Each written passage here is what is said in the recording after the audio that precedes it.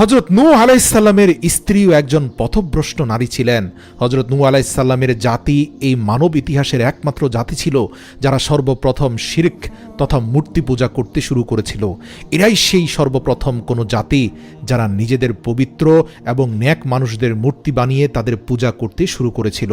আল্লাহ তাআলা হযরত নূহ আলাইহিস সালামকে এই কওমের উপর নবী রূপে প্রেরণ করেছিলেন, কিন্তু এই জাতিরা এতটাই অবাধ্য এবং নাফরমান ছিল যে তারা আল্লাহর নবী নূহ আলাইহিস সালামের ঘরে প্রবেশ করেই তার উপর অত্যাচার করত। আর নূহ আলাইহিস সালামকে তারা নিজের ঘর থেকে বের করে দিয়ে কোনো সাহায্য ছাড়াই রাস্তার মধ্যে রেখে দিয়ে চলে যেত। এভাবে অপমান অপদস্থ করার পরেও হযরত নূহ আলাইহিস সালাম অনবরত তাদেরকে দিনের পথে ডাকতে থাকেন। অতঃপর তারা ভরা মজলিসে আল্লাহর রাসূলকে মারপিট করত এবং বিভিন্ন স্থান থেকে অপদস্থ করে তাড়িয়ে দিত। নূহ আলাইহিস সালামের স্ত্রী প্রকাশ্যে স্বামীর বিরুদ্ধাচরণ করত। সে কাফেরদের সঙ্গে সংযুক্ত ছিল। মুফাসসির এবং ঐতিহাসিকগণ হযরত নূহ আলাইহিস সালামের ওয়াইফের নাম বালিহা তথা বালিগা নামেও বর্ণনা করেছেন। সে শুধুমাত্র কাফিরই ছিল না, বরং তার চলাচল কাফেরদের মতোই ছিল। একদিকে কুফরি আর অন্যদিকে হযরত নূহ আলাইহিস সালামের বিরোধিতাতে সে নিজের জাতিকে সাহায্য করত। সে একটা কথা বেশি বলতো, আল্লাহকে ডেকে নূহ কি পেয়েছে? অর্থ সম্পদ দুনিয়াবি কোনো কিছুই তো তার নেই, অথচ তোমরা মূর্তি পূজা করে পৃথিবীতে কত অর্থ সম্পদের মালিক হয়েছ, কত আয়েশি জীবনযাপন করছো। নাউযুবিল্লাহ। প্রিয় দর্শক, আজও পৃথিবীতে এমন অনেক নারী রয়েছে স্বামী দিনদার নেককার হয়ে এবং হালাল হারাম বেঁচে চলার কারণে হয়তো উপার্জন কম করে, তারা প্রকাশ্যে অনেক ক্ষেত্রে সেই স্বামীর বিরুদ্ধাচরণ করে যারা কম উপার্জন করে। নিজেকে প্রশ্ন করুন, এমন কোনো স্বভাব কি আপনার মধ্যে রয়েছে কিনা? নূহ আলাইহিস সালামের স্ত্রী এজন্যই মূর্তিদের প্রশংসা করত, কেননা মূর্তি পূজারীরা অর্থ সম্পদে অগ্রসর ছিল।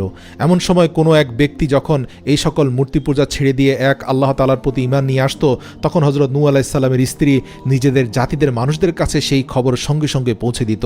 আর তারপর সেই কওমের মানুষেরা ঈমান গ্রহণকারী ব্যক্তির বেঁচে থাকাকে অসম্ভব করে দিত। বালিহা নামক এই নারীটি হযরত নূহ আলাইহিস সালামের এক পুত্র ইয়ামকেও তাদের দলে অন্তর্ভুক্ত করে নিয়েছিল। সেজন্য নূহ আলাইহিস সালাম এর এই পুত্র কাফেরদের রাস্তাকে অনুসরণ করতে বাধ্য হয়েছিল। আল্লাহ রাব্বুল আলামিন এই নারীর কুফরি এবং নাফরমানের বর্ণনা পবিত্র কোরআনুল কারীমেও উল্লেখ করেছেন।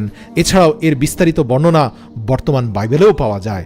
এরপর যখন আল্লাহ রাব্বুল আলামিন হযরত নূহ আলাইহিস সালামের জাতির উপর সেই মহাপ্লাবনের আযাব পাঠিয়েছিলেন, তখন সেখানে নূহ আলাইহিস সালামের এই কাফের স্ত্রী সেই ভয়ানক আযাবের মধ্যে পড়ে গিয়েছিল। সেখানেও নূহ আলাইহিস সালাম তাদেরকে বলেছিল, তোমরা নৌকায় চলে এসো। তখন সেই স্ত্রী এবং পথভ্রষ্ট পুত্র বলেছিল, আমরা সামনেই কোনো পাহাড়ে উঠে যাব, কেননা তাদের মনোবাসনা এমন ছিল, নূহ জীবনভর দরিদ্র থেকেছে, তার লাইফস্টাইল হচ্ছে অনেক দরিদ্র সম্পন্ন, তার নৌকাতে ভালো কিছু পাওয়া যাবে না, বরং মূর্তি পূজারীরা জীবনভর সফলতা পেয়েছে, তারা অনেক অর্থ সম্পদ পেয়েছে, তাদের সাথে থাকলেই ভালো হবে। আর অতঃপর যা ঘটেছে তা আমরা জানি। সকল পথভ্রষ্টরা আল্লাহর লানতের শিকার হয়ে বন্যার পানিতে ধূলিসাৎ হয়ে গিয়েছিল। আল্লাহর নবী নূহ এবং বিশ্বাসীদেরকে আল্লাহ এক অলৌকিক নৌকার মাধ্যমে পৃথিবীর বুকে রক্ষা করেছিলেন। সুবহানাল্লাহ।